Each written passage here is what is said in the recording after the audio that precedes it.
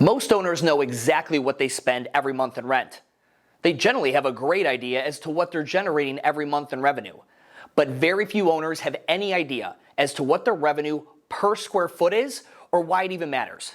I'm Stu Brower with What the Fuck Gym Talk, and I solve gym owners' problems, and today we're going to be talking about revenue per square foot and why it matters. Now, when we think about generating revenue in our business, we think about it in terms of clients, right? Average client value is maybe a term you've used, maybe LCV, lifetime client value, but rarely are we ever correlating the amount of money we make to the square footage of our building.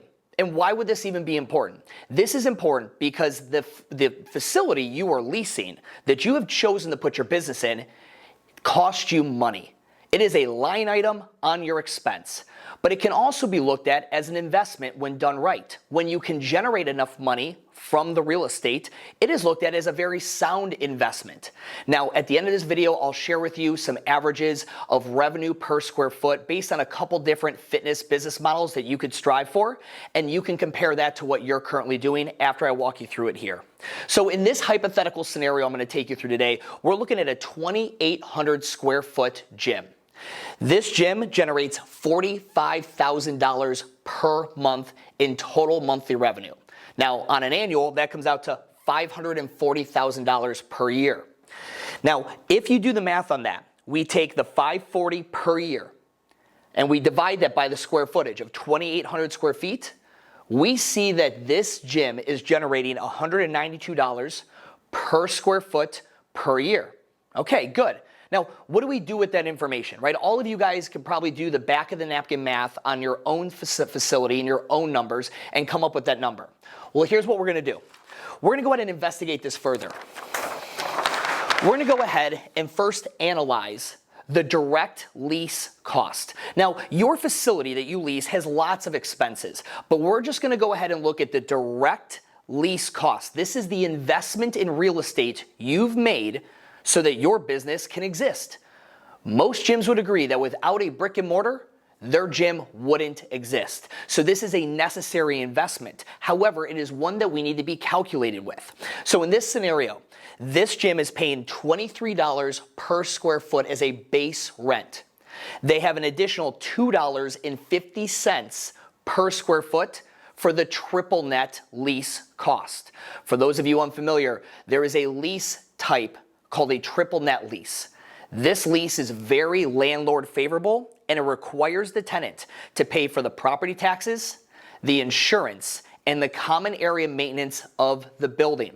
You'll generally see those locations listed as a base rent plus this variable triple net cost. And this number could go up over time if the property taxes, the insurance, or the common area maintenance of your facility that you are going to lease goes up. The landlord will be passing those expenses on to you. So when all that's said and done, the base rent plus the triple net addition, we have $25.50 per square foot. So the investment in real estate that this gym makes, $2,800 times $25.50, is $71,400 per year, or a monthly rental amount of $5,950. So $71,400 is their annual investment in that location.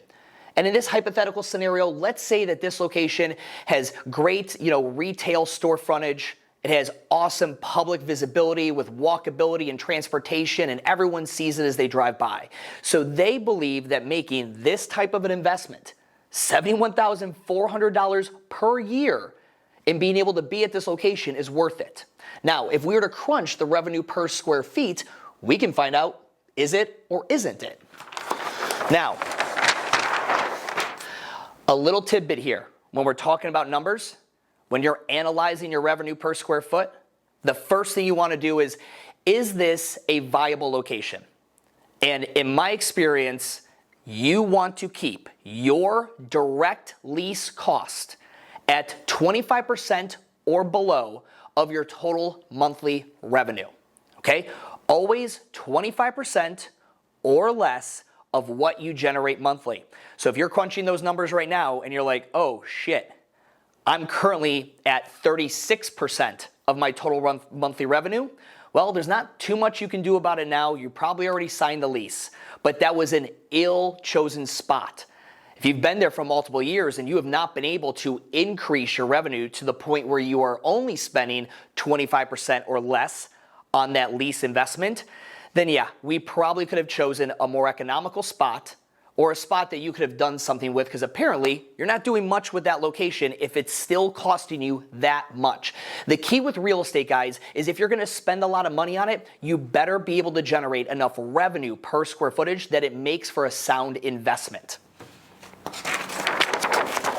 Now, in this example I gave you, their total monthly revenue, if you remember, was $45,000 per month.